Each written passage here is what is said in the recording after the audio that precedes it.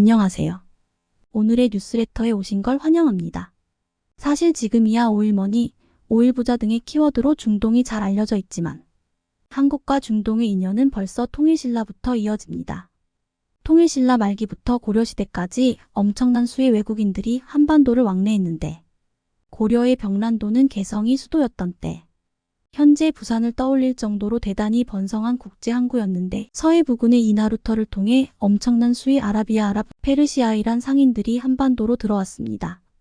이 아라비아 상인들이 값비싼 고려 청자, 나전칠기, 고려 인삼 등을 매입해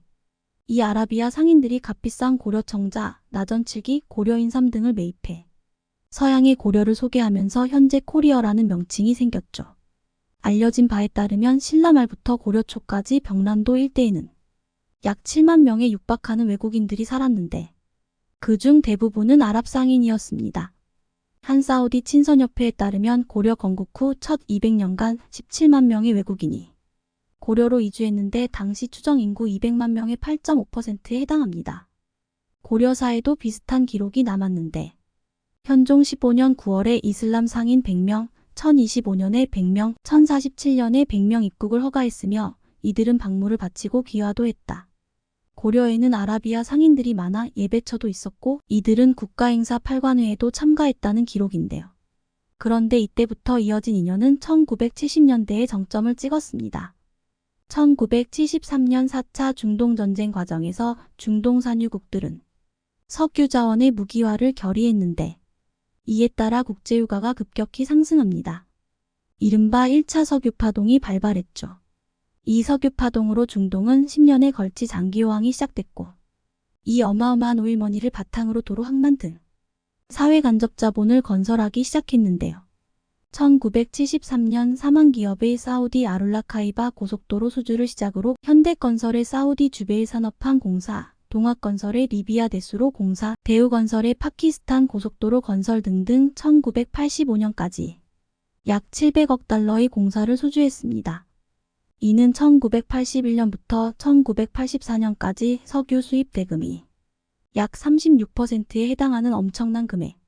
한국 기업과 함께 한국건설 노동자들도 중동에서 일하며 열심히 외화를 벌어 한강의 기적을 이뤄냈습니다.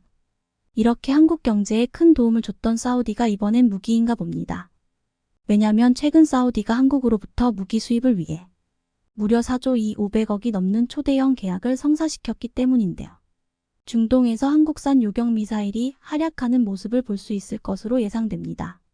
얼마 전 국방부는 한국과 사우디아라비아 국방부는 한 사우디 국방장관 회담을 계기로 지난해 11월 한국 LI진엑스원과 사우디아라비아 국방부 간에 체결한 천국 10개 포대 32억 달러 약 4조 2,500억 원 규모의 계약 사실을 공개했다고 기습적으로 보도했는데요.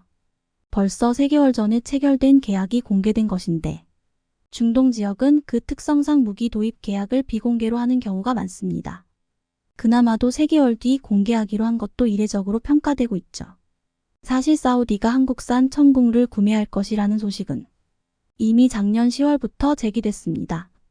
당시 한 사우디 정상회담 후 현지 브리핑에서 김태효 국가안보실 1차장은 대공 방어체계 화력 무기 등 다양한 분야에서 사우디아라비아와 대규모 방산 협력 논의가 막바지 단계에서 진행되고 있다고 말했는데 이미 수출 계약은 기정사실화되어 있었던 것으로 보입니다.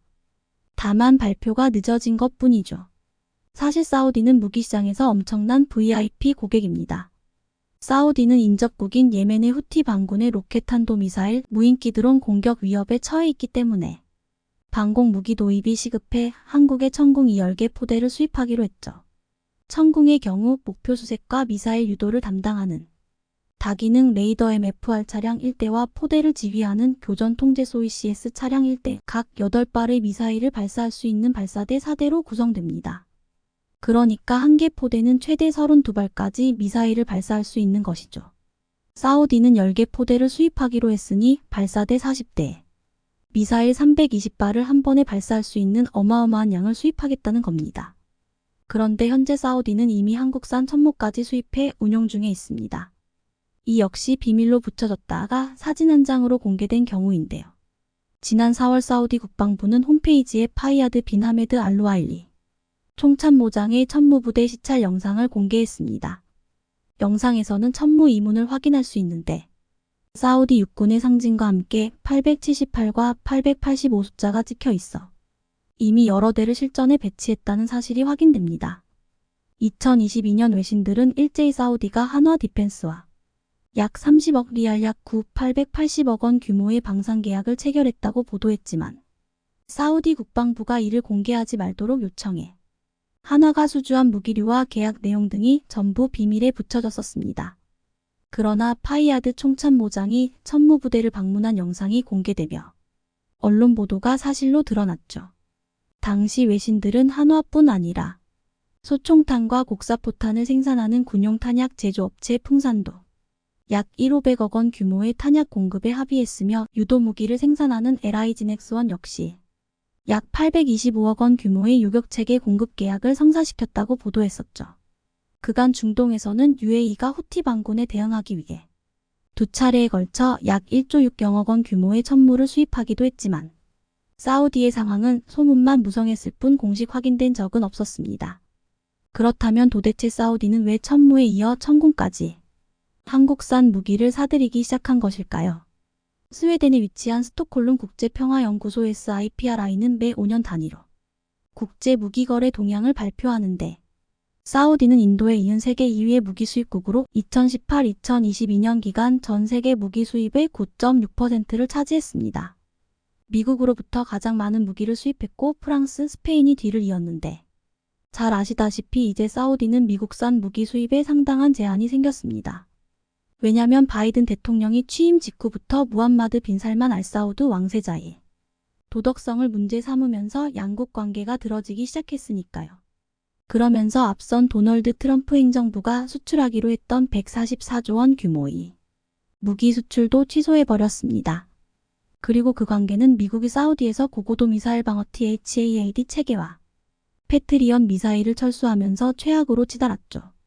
원래 사우디는 인접국인 예멘의 후티 반군이 미사일과 드론으로 공격해오면 패트리엇과 사드 미사일 등으로 요격해왔는데 이들이 수도 리야드를 비롯 주요 도시에 탄도탄 공격을 퍼붓고 이를 막아낼 패트리엇 미사일 재고가 바닥을 보일 때 철수해버렸으니 사우디 입장에서는 심각한 안보 위협이 될 수밖에 없었죠. 그래서 사우디는 미국이 아닌 또 다른 무기 수출국을 찾기 시작했는데 한번 계약에 수조 원이 쏟아질 것이 불보듯 뻔함에도 미국, 유럽 메이저 기업들이 외면하고 있습니다. 아무래도 미국의 입김이 작용했을 텐데 이 틈을 비집고 들어간 것이 중국, 러시아 등이지만 사우디가 심사숙고 후에 선택한 파트너는 한국입니다. 그렇다면 도대체 한국의 천궁이 어떤 장점을 가졌길래 4조 2,500억 원이나 쏟아부으려는 걸까요? 대공 미사일 엔티-에어 미설이란 항공기와 순항미사일, 탄도미사일 등 공중으로부터 공격해오는 적의 무기체계를 지상에서 방어하는 목적으로 개발된 유도탄 미설입니다. 발사 위치에 따라 지대공육지, 함대공수상함, 공대공비행기로 분류하죠. 방공작전은 거리별, 고도별 중첩방어 개념으로 나눠 운용하는 게 일반적인데 기관총과 소총, 권총 등을 목적에 따라 구분해서 사용하는 것과 비슷합니다. 한국에게 가장 큰 위협이 되는 것은 북한이고 북한의 탄도미사일은 엄청나게 위험한 무기입니다. 그래서 한국은 북한의 탄도미사일을 미사일로 잡는다는 계획하에 대공 미사일을 개발하기 시작했죠. 물론 탄도미사일을 탐지하고 추적해 요격하는 해군의 이지스함이 있기는 하지만 이런 필요성으로 등장한 것이 바로 천궁. 하늘의 할이라는 뜻을 가진 천궁은 옛날 설화나 동화에서 무지개를 부르던 단어입니다. 미사일에 무지개라는 단어를 쓴 것은 그 궤적이 무지개를 그리듯 공중에서 포물선을 그리기 때문입니다.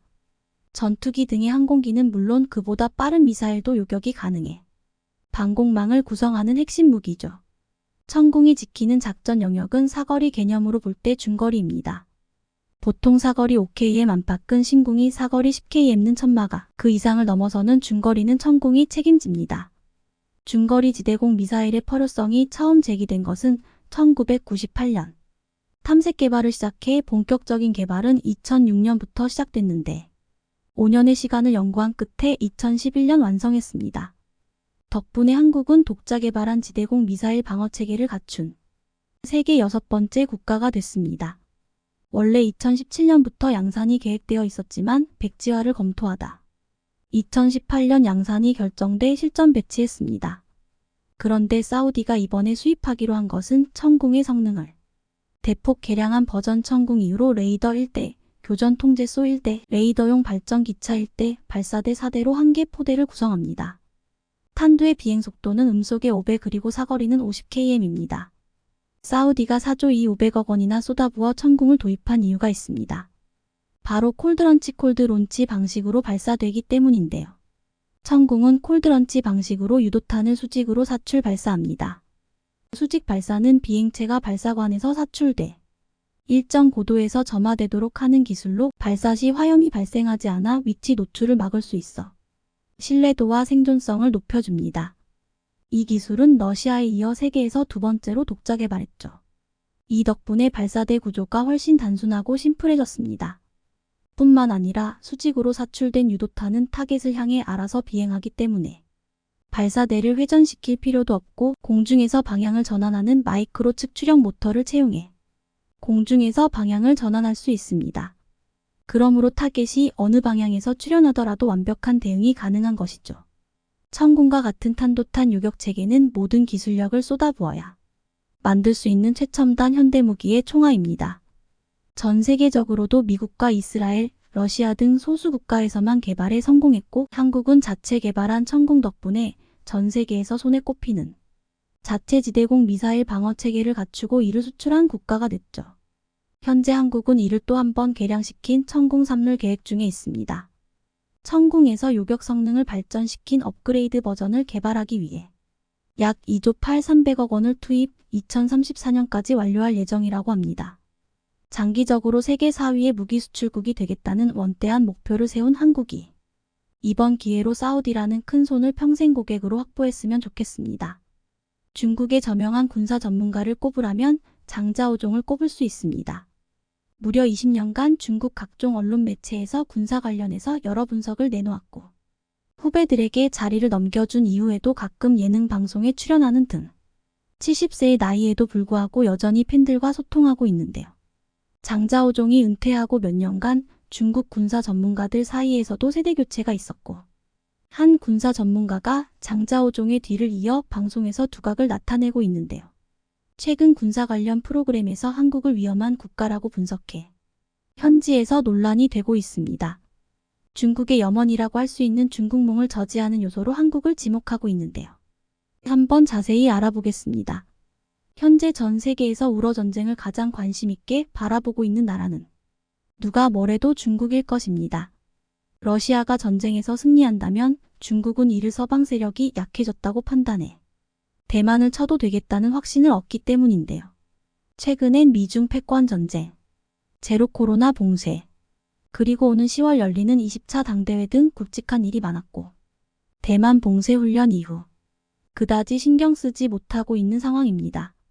하지만 군사적인 측면에서 우러 전쟁을 누구보다 중시하고 있으며 전문가들을 초청해 그 주의 전황이 어떤지 일어날 수 있는 변수가 무엇이 있는지 최근 떠오르고 있는 무기가 어떤 것이 있는지 분석하는 토론 방송을 매주 진행하고 있는데요.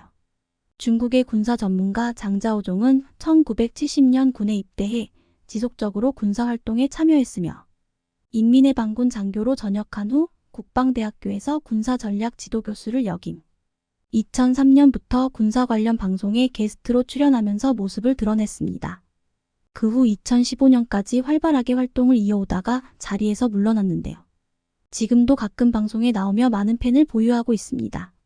지금은 그의 빈자리를 장빈이 다음 세대 군사 전문가로 입지를 넓혀가고 있는데요. 95년도부터 업계에 들어온 장빈은 올해 48세로 이전 세대 전문가들의 나이가 60 후반에서 70세란 걸 감안했을 때 매우 젊은 편에 속합니다. 그리고 현 세대 군사 전문가들 중 가장 견해가 뛰어나다고 평가받고 있는데요. 장빈은 최근 방송에서 우러 전쟁에 대해 이렇게 언급합니다. 선생님들께 질문 하나 드리고자 합니다. 2022년 안에 우러 전쟁이 끝나지 않을 거라는데 어떻게 보시나요? 지금 상황에서 봤을 때 우크라이나가 반격에 성공했지만 전황이 바뀐 건 아닙니다. 현재의 상황과 기후를 봤을 때 겨울이 오면 러시아가 당연히 유리할 수밖에 없습니다. 그러니 전황이 뒤집힐 가능성이 정말 봅니다. 당연히 겨울이 되면 발동이 더뎌지겠죠. 그리고 봄이 돼서야 활발해질 건데요. 하지만 어찌됐든 우크라이나의 가장 큰 문제는 화약이나 무기가 점점 부족해지고 있다는 것이죠. 이런 화약이나 무기는 전부 NATO에서 주고 있는데 NATO는 지금까지 우크라이나의 무기를 엄청나게 지원해줬거든요. 심지어 독일은 탄약고가 텅텅 비었대잖아요. 종합해보자면 우크라이나는 NATO에 계속 지원 요청을 해야겠죠. 러시아가 유리해지는 순간이 오더라도 첨단 무기들로 무장하고 있다면 충분히 막을 수 있을 테니까요. 이렇게 중국의 바램인 러시아의 승리에 확신하지 못하는 대답을 내놓았습니다. 분석 내용처럼 무기의 질에 문제가 있다면 천연가스 팔아서 번 돈으로 중국의 무기를 사면 될 거 아니냐는 네티즌들의 반응이 잇따랐는데요. 이 반응도 참 양심이 없는 게 천연자원 자체가 유럽을 견제하기 위해 러시아가 썩혀두고 있던 걸 중국이 헐값에 사놓고 정작 무기를 정가에 팔면 된다는 해결법의 동맹국이 맞나 의심이 갈 지경입니다. 그리고 이 방송에서 한국에 대한 얘기도 나오는데요. 바로 폴란드와 있었던 20조 방산 수출에 대한 이야기입니다. K9, K26표 FA50에 이어 천무다연장 로켓까지 도입을 검토하고 있다고 하죠. 우크라이나 전쟁의 게임 체인저라 불리는 미국의 M142 HIMARS를 포기하고 한국의 천무를 도입하고자 하는 것인데요. K239 천무다연장 로켓포는 고시 K136 구룡 시스템을 대체하고 한국 포병의 능력을 향상시키기 위해 만들어졌습니다. K136 구룡 대비 사거리와 화력, 정확도가 비약적으로 상승하여 군단급 정찰 무인기와 더불어 군단 작전 반경을 획기적으로 늘린 체계로 평가받습니다. 천무는 탁월한 험지 돌파력이라는 장점을 지니고 있는데요. HIMARS가 우크라이나에서 큰 활약을 벌이고 있는 것은 평지였기에 가능했다는 분석이 나온 만큼 평지 전용 차체의 한계로 인해 산지가 많은 우리나라나 폴란드에서는 운용에 애로사항이 많습니다.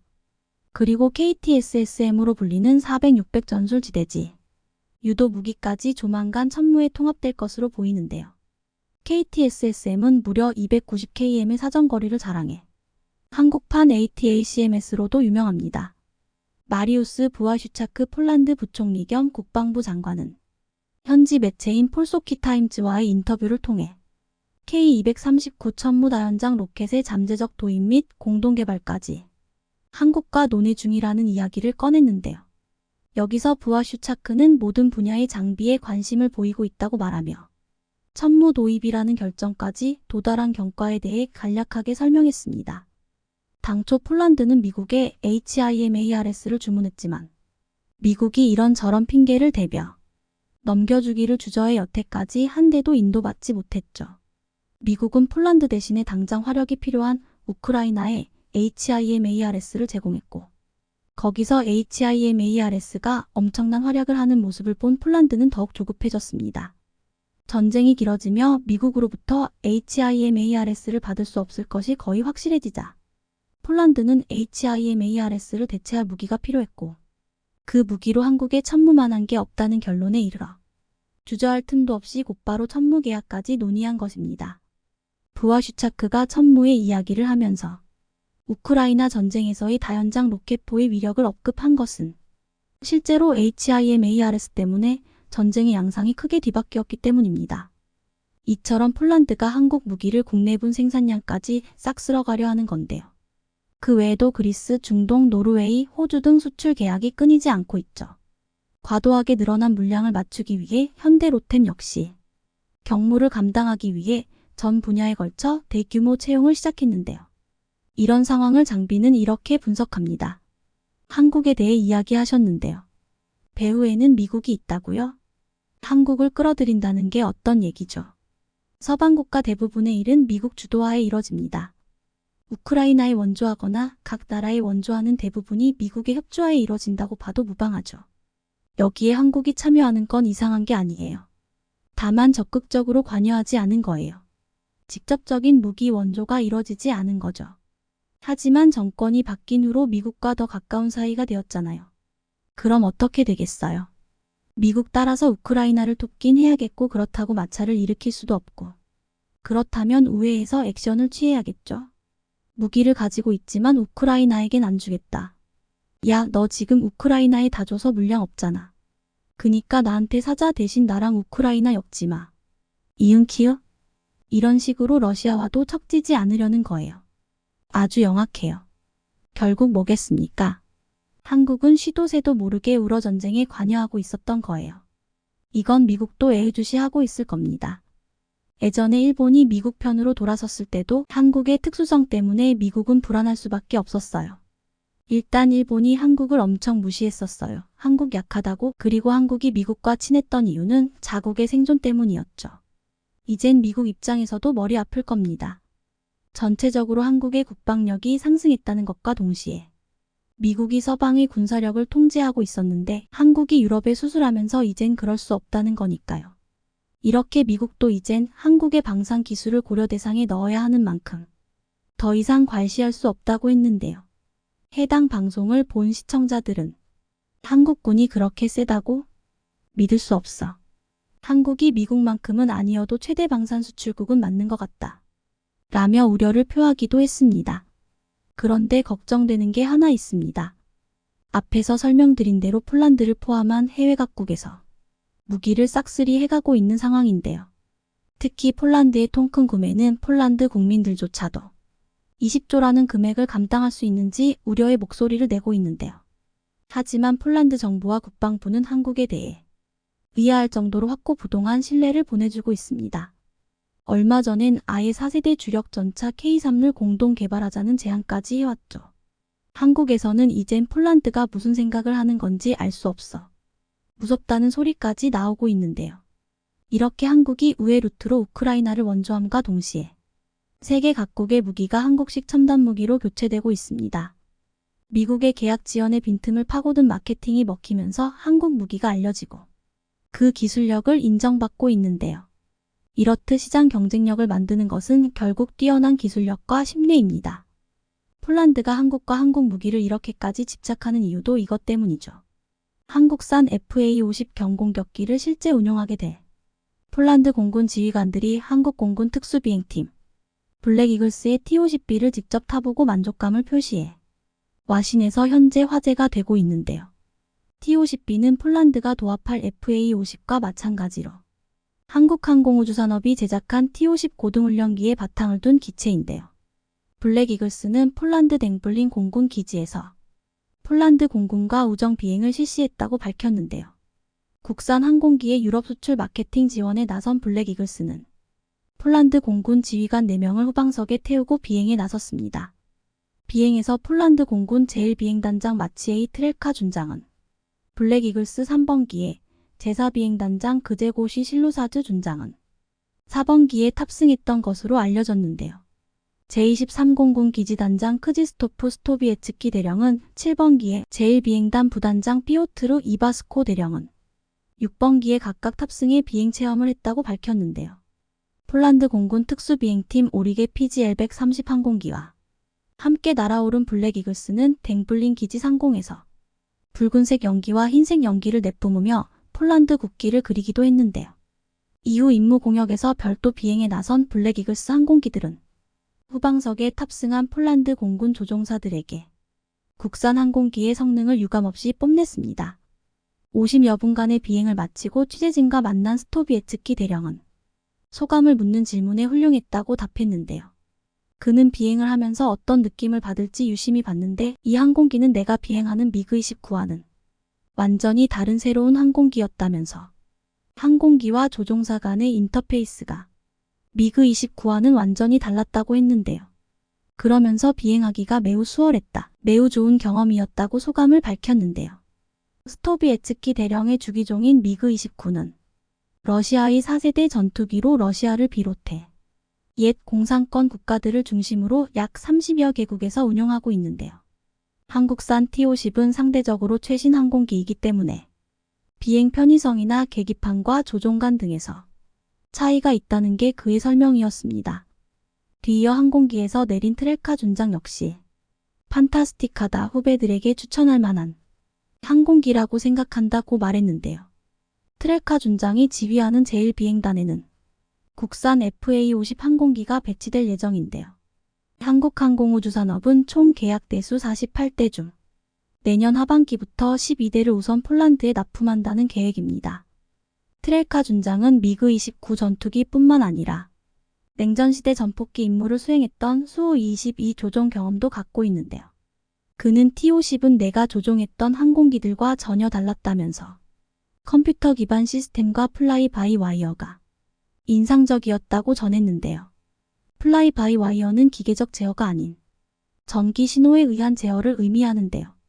옛 항공기들은 기계 구조와 유압에 의존했지만 최신 항공기들은 조종 신호를 컴퓨터가 해석해 정기적인 신호를 유압 시스템에 제공하는 방식으로 개발되는데요. 이를 통해 조종사 판단 이전에 컴퓨터가 계산해 비행의 정확성을 보장하기 때문에 조종사 임무를 그만큼 줄여주게 됩니다.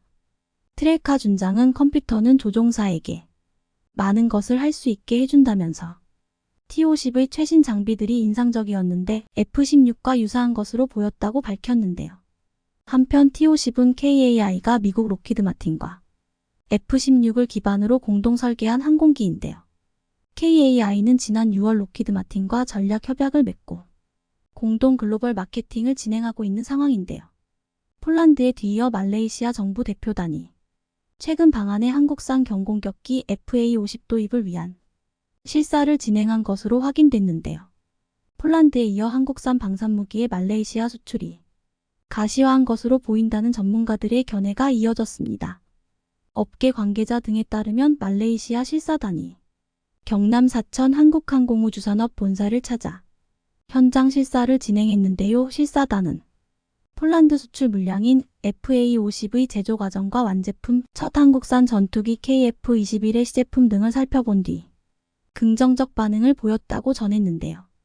1차 시업 규모는 약 40억 링긴 약 1조 원으로 내년 1분기쯤 최종 사업자가 발표될 예정인데요. 말레이시아 공군은 현재 노후 전투기 현대화 사업을 진행 중으로 그동안 말레이시아는 훈련기와 경공격기를 겸해 사용해왔던 영국산 호크기를 대체하기 위해 경전투기 18대 구매를 추진해왔다고 밝혔는데요.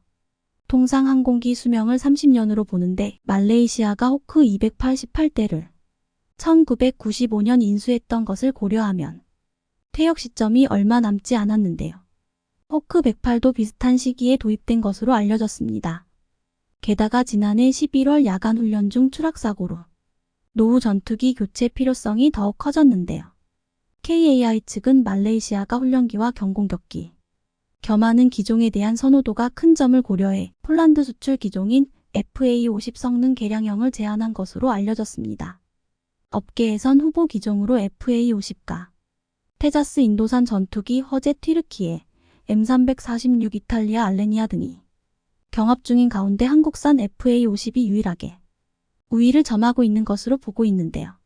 한 업계 관계자는 FA-50의 폴란드 수출이 원활하게 잘 이뤄지며 말레이시아 측도 마음을 굳힌 듯하다며 최종 경합을 벌이던 이탈리아 M346은 후속 군수 지원이 원활하지 않아 마이너스 평가를 받은 것으로 안다고 설명했는데요. 산업연구원 보고서에 따르면 말레이시아 정부는 군 현대화 계획을 추진 중이며 향후 무기 수입 규모가 지속해서 확대될 전망으로 현재 남중국해를 둘러싸고 중국과 분쟁, 인도네시아, 싱가포르 등 인근 국가와의 해상 영유권 분쟁 등이 이어지고 있기 때문으로 한국은 1993년과 2010년 각각 K200 장갑차 111대, 1억 4,652만 달러 규모와 훈련함 2척 4억 달러 규모를 말레이시아에 수출한 바 있었는데요. 말레이시아가 도입 기종을 확정 지으면 시업금 납부 방법에 대한 세부 협상이 이어질 전망으로 군사 전문가들은 한국산 전투기는 제품의 가성비가 좋고 폴란드 수출 등으로 우수성과 후속 군수 지원이 우수한 것도 시장에서 검증된 것이 FA-50의 강점이라며 말레이시아 고위 인사가 수출 계약을 앞두고 마지막 확인 차원에서 실사를 진행한 것으로 안다고 밝혔습니다. 한국항공우주산업은 폴란드, 말레이시아와 국산 경공격기 FA-50 수출 계약을 체결할 예정인 가운데 콜롬비아와도 협상을 벌이고 있을 것으로 알려졌는데요. 현재 콜롬비아는 FA-50 20대를 원하고 있다며 FA-50대당 가격은 4천만 달러 약 520억 원 수준으로 20대 계약이 확정되면 수출 규모는 1조 400억 원 수준이라고 밝혔는데요. 콜롬비아 공군은 A-37 경공격기 17기와 T-37 훈련기 30여 기를 운용하고 있는 것으로 알려졌지만 노후화로 인해 현재 퇴역 절차를 밟고 있다고 밝혔는데요. 당초 콜롬비아가 대체 기종으로 고려한 것은 F-16 전투기였지만 감염증으로 인한 경제 타격 등 여파로 예산이 부족해지자 성능과 가성비가 뛰어난 한국산 FA-50으로 눈을 돌린 것으로 전해졌는데요. 이와 함께 콜롬비아 공군이 장학생을 선발해 한국에 보내 교육을 받는 것과 티토 사울피니아 전 주한 콜롬비아 대사가 2016년 3월 공군 제1전투비행단에서 국산 초음속 훈련기인 T-50에 탑승해 직접 비행 체험을 한 것도 영향을 준 것으로 알려졌는데요. 콜롬비아 피니아 대사는 20여 년 동안 약 8,000시간 비행한 경력이 있는 베테랑 전투기 조종사로 콜롬비아 공군사관학교 출신인 그는 주한 콜롬비아 대사로 부임하기 전까지 공군사령관이었는데요. 한국산 전투기를 탑승해보고 파워풀한 성능에 현재 아시아 시장에는 앞으로 180대 이상 수출한다는 목표를 잡고 있다고 밝혔는데요. 아시아에서는 이미 인도네시아와 태국, 필리핀 등이 FA-50을 운용하고 있어 수출 목표를 달성하면 아시아 시장 지배력이 더 공고해질 전망으로 여기에 콜롬비아와 FA-50 수출 계약이 성사되면 KAI는 유럽과 아시아에 이어 남미까지 수출 전선을 확장하게 됩니다. 현재 한국은 전 세계 무기 수출국 8위에 올라 있는데요. 수출입은행이 지난달 발간한 방위산업의 특성 및 수출 전략 보고서에 따르면 최근 5년간 한국 무기 수출은 그전 5년 대비 176.8% 증가한 것으로 나타났는데요. 그 결과 전 세계 무출에서 엄청난 성장을 보이고 있는데요. 보고서 통계를 보면 이번 연도 기준 한국 방산업체 매출은 전년 대비 6.2% 증가한 15조 원, 영업이익은 16.4% 늘어난 5,675억 원을 기록했습니다. 방산 매출은 항공유도 31.9%, 탄약 16.5%, 화력 13.7%, 함정 13.3% 순으로 많았는데요. 4개 분야는 전체 매출에서 75.4%를 차지했습니다. 분야별 영업이익률은 항공유도 4.7%, 탄약 5.8%, 화력 6.8%, 함정 6.8%, 기동 4.2%, 통신전자 4.2%, 화생방 5.4% 등이었는데요. 한편 한국군 당국은 FA-50을 비롯해 K 흑표전차, K9 자주포 등을 구매할 것으로 알려진 폴란드에 방산 업무를 전담하는 무관을 파견한다며 해당 무관은 한국과 폴란드가 방산 관련 계약을 체결할 때 계약 이행에 관한 업무를 맡는다고 밝혔습니다.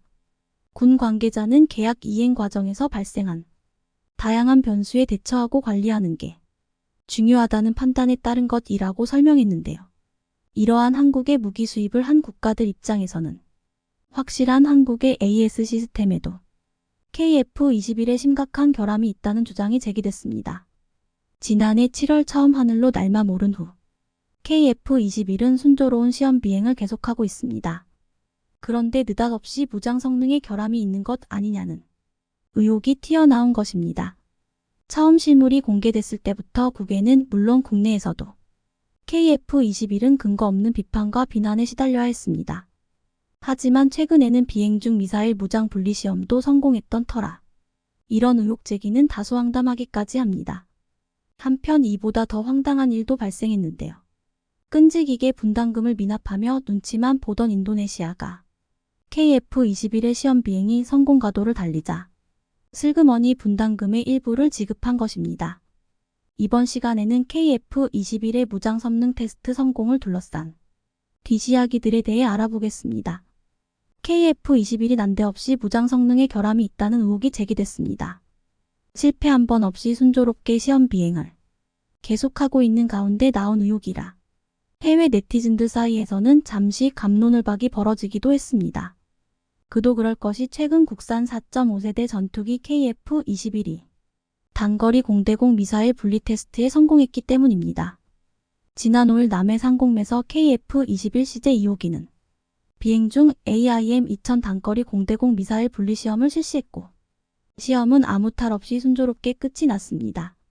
전투기 개발 과정에서 무장 분리 시험은 여러 가지 목적에서 실시하게 되는데요. 무장 운용 시 항공전자 시스템이 정상 작동하는지 확인하며 미사일 등의 무장을 분리할 때 생길 수 있는 기체의 구조와 엔진 공기 역학적 특성의 변화 등을 체크해 안전성을 점검하게 됩니다. 지난 5일에 있었던 단거리 공대공 미사일 분리시험 이전, 지난달 28일 매는 미티어 중거리 공대공 미사일 시험탄도 무장 분리시험에 성공했습니다. 한 군사 전문가는 앞서 현 시대 최고 성능이 중거리 미사일인 미티어 분리와 기총 사격을 성공한 것도 축하할 일이지만 AIM-2000 미사일 분리가 성공한 것은 매우 뜻깊다고 했습니다. 이유는 미티어 미사일은 전투기 동체에서 분리만 하면 되지만 AIM-2000 미사일은 추진체로 발사되는 형식으로 분리가 되기 때문입니다. 다시 말해 실제 공대공 미사일을 발사할 수 있는 능력이 있다는 것을 확인함으로써 KF-21이 공중전 발생 시 상대 전투기를 상대로 위력을 발휘할 수 있는 전투기임을 입증한 것입니다. 그런데 도대체 어떤 부분에 또 어떤 근거로 KF-21의 무장에 결함이 있다는 의혹이 제기된 것일까요? 일단 의혹 확인에 앞서 KF-21이 지난달 28일에 실시했던 미티어 분리시험의 과정을 살펴볼 필요가 있습니다. 미티어 미사일은 동체에서 투하하는 방식으로 분리되기 때문에 눈으로 봤을 때는 그냥 떨어뜨리기만 하면 되는 건데 분리에 성공했다고 호들갑을 떨 필요가 없다는 부정적인 의견들이 있었습니다. 그러나 동체 투하 방식의 미사일이라도 해도 분리에 성공하려면 미사일뿐만 아니라 기체 역시 항공역학적 설계가 제대로 이루어져 있어야 가능합니다. 만약 설계상에 문제가 있었다면 미사일은 기체 하부를 빠르게 통과하는 공기 흐름의 영향을 받아 분리된 후 아래로 곧게 투하돼 발사되는 것이 아니라 역방향으로 올라와 기체를 가격하는 현상이 발생할 수 있습니다. 따라서 KF-21이 미티어 미사일 분리를 성공한 것은 기체가 항공역학이나 공기역학적인 설계가 잘 돼 있다는 걸 뜻합니다. 또한 일부에서는 KF-21이 기총을 발사할 때 불꽃이 튀는 것을 보고 역시 결함이 아니냐는 주장을 하기도 했습니다. 하지만 이런 의혹은 하나의 해프닝에 불과할 정도로 전투기의 무장 시스템에 대해서 잘 몰라서 제기하는 주장입니다. 결론부터 얘기하자면 KF-21이 기총 발사 시 발생한 불꽃은 결함과는 전혀 상관없는 예광탄으로 인해 생기는 일반적인 현상입니다. 기총에 장착하는 탄약에는 3위 사이에 예광탄을 삽입합니다. 이는 조종사가 야간에 기총 사격 시 탄환이 목표물을 향해 제대로 발사되고 있는가를 육만으로 확인하기 위한 용도이며 결함과는 아무 상관없습니다. 또한 전투기 기총뿐 아니라 차량이나 헬리콥터에 장착하는 중기관총의 탄약들도 일정 간격으로 예광탄을 장착합니다. 즉 KF-21 무장시험에 제기된 해외 네티즌들의 의혹들은 모두 정보 부족에서 기인한 근거 없는 헛소리라고 할 수 있습니다. 그런데 KF-21이 초음속 비행, ASA 레이더 장착 비행, 야간 비행 무장 분리와 기총 발사까지 시험 비행을 성공적으로 수행하고 있다는 소식이 이어지자 철면피의 아이콘 인도네시마가 슬그머니 분담금의 일부를 납부했다는 소식이 들려와 실소를 금치 못하게 만들고 있습니다. 인도네시마는 그동안 공동개발이라는 이름이 무색하게 개발 과정에 기여하는 부분 하나 없고 분담금도 미납하면서 한쪽 발만 간신히 걸친 채 눈치만 보고 있었던 셈인데요. 계속 분담금 납입이 지연되면 인도네시마와의 공동개발이 무산될 수도 있는 상황이었습니다. 하지만 KF-21의 시험 비행이 순조롭게 진행되는 걸 확인하자 지난해 11월에 93억 원을 납부하고 지난 2월에 400억 원을 납부했습니다. 인도네시마는 KF-21 개발에 투입되는 8조 8억억 원 중 20%에 해당하는 1조 6억억 원을 2016년부터 2026년까지 완납하기로 대한민국과 계약을 맺었습니다. 인도네시아가 해당 기간 동안 분담금을 완납하면 대한민국은 KF-21 시제 일대를 인도함과 동시에 개발에 관련된 기술과 자료를 이전하며 KF-21 48대를 인도네시아 현지에서 생산하는 것이 당초의 계획이었습니다.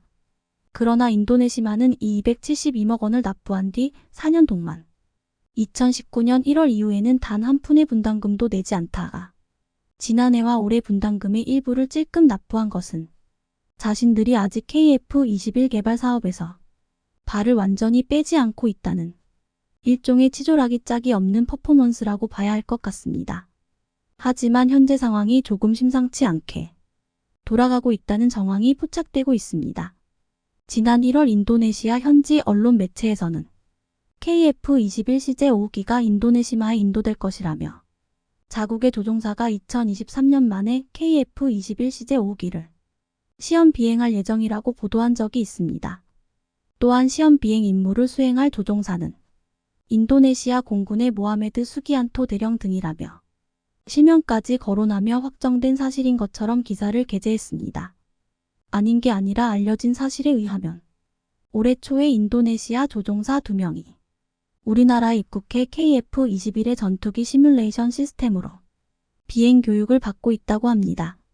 현재 KF-21 CJ-기는 4, 5기까지 제작돼 시험 비행 중인데요. 4월이나 5월쯤 가까운 시일 안에 CJ-5기의 시험 비행이 예정되어 있습니다. 그렇다면 인도네시아 언론이 보도한 대로 KF-21 CJ-5기가 인도되는 것까지는 아니더라도 인도네시아 조종사들이 실제 KF-21 기체에 탑승해 시험 비행을 하는 것은 아닌가 하는 의심이 드는 상황입니다. 하지만 KAI의 관계자는 인도네시아 조종사들이 실제 기체에 탑승하는 일정은 계획된 것이 없다고 밝혔으며 방사청의 관계자 역시 분담금 납부가 해결되지 않으면 인도네시아의 KF-21 CJ-기가 인도되는 일은 없을 것이라는 점을 분명히 했습니다. 대한민국의 압박을 가하려는 인도네시아의 언론 플레이가 어떻게 보면 귀엽다고 느껴질 정도인데요. 인도네시아가 계속 분납금을 미납하면서도 계약한 내용대로 KF-21 CJ-5기를 보내달라고 하면 KF-21-5라고 적힌 귀여운 종이 비행기나 사뿐히 날려줘야 할 것 같습니다. 슬금슬금 눈치만 보던 인도네시아가 쌈짓돈을 꺼낼 정도로 KF-21의 시험 비행은 더 이상의 찬사가 필요 없을 만큼 매끄럽게 진행 중인데요. 한 가지 아쉬운 것은 무장으로 장착되는 공대공 미사일이 아직 국산화가 되지 않았다는 것입니다. 앞서 언급했듯이 최근의 무장 분리 시험에서 KF-21은 미티어와 AIM-2000을 활용했습니다. 우선 미티어 미사일은 MBDA가 개발한 세계 최고 수준의 공대공 미사일로 전투기 등의 원거리 기동 목표물을 겨냥하고 격추시키는 것이 가능합니다. 길이 3.7m의 무게는 190kg이며 최고 속도 마하4 이상으로 날아가고 최대 사거리는 100km에 달합니다. 미티어의 장점은 초과시거리 공대공 미사일이라는 것인데요.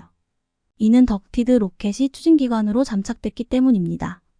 먹티드 로켓이 잠착된 미사일은 일반적인 고체 추진체를 활용하는 미사일에 비해 사거리가 비약적으로 증가하며 목표물에 도달할 때까지 속도를 일정하게 유지할 수 있습니다. AIM-2000은 독일이 사미드 와민더를 대체하기 위해 개발한 단거리 공대공 미사일로 길이는 2.9m이며 중량은 87.4kg입니다. 최대 속도는 마하3에 달하고 사거리는 25km 이상입니다. 플레어 같은 적외선 교란에도 잘 속지 않고 추력 편향 제어 장치와 발사 후 조준 시스템을 통해 기체의 뒤를 추격하는 적기를 공격하는 것도 가능합니다. 또한 미국산 전투기와의 호환을 위해 사이드와인더가 탑재 가능한 전투기에는 AIM-2000도 탑재가 가능해 범용성이 크다는 장점도 있습니다. 미티어나 AIM-2000 모두 KF-21의 무장으로 손색이 없는 미사일이긴 하지만 문제는 가격과 운용 효율성입니다. AIM-2000 한 발당 가격은 5억 원 정도이며 미티어는 한 발당 26억 원이나 합니다. 장기적인 관점에서는 KF-21에 장착할 공대공 미사일의 국산화도 반드시 성공해야 할 과제라고 할 수 있는데요. 이미 국산 공대공 미사일 개발은 진행 중에 있습니다. 국내 방위산업 기업인 LIG 넥스원에서는 공대공 두알 탐색기와 표적 적응 기술을 연구 개발 중이며 아이리스 시스템은 중적 외선 대역 FPA 방식의 시커와 양자 무물형 적외선 시커, 지속 냉각용 스털링 엔진 등을 개발해 이미 생산하고 있습니다. 이뿐만이 아닙니다. 향후에 KF-21이 진정한 스텔스기로 업그레이드되고 개발 예정 중인 무인 스텔스기 가모리 XE가 실전 배치되어 KF-21과 편대 비행을 하게 되면 KF-21은 4.5세대 전투기에서 단숨에 6세대 전투기로 건너뛰게 됩니다. 500파운드급 터보팬 엔진이 장착되고 한국형 중거리 유도폭탄을 탑재하는 것을 목표로 하는 가모리 X2는 미국과 유럽에서 개발 중인 무인 스텔스기에 성능에 크게 밀리지 않는 성능을 갖추고 있어서 시청해주셔서 감사합니다.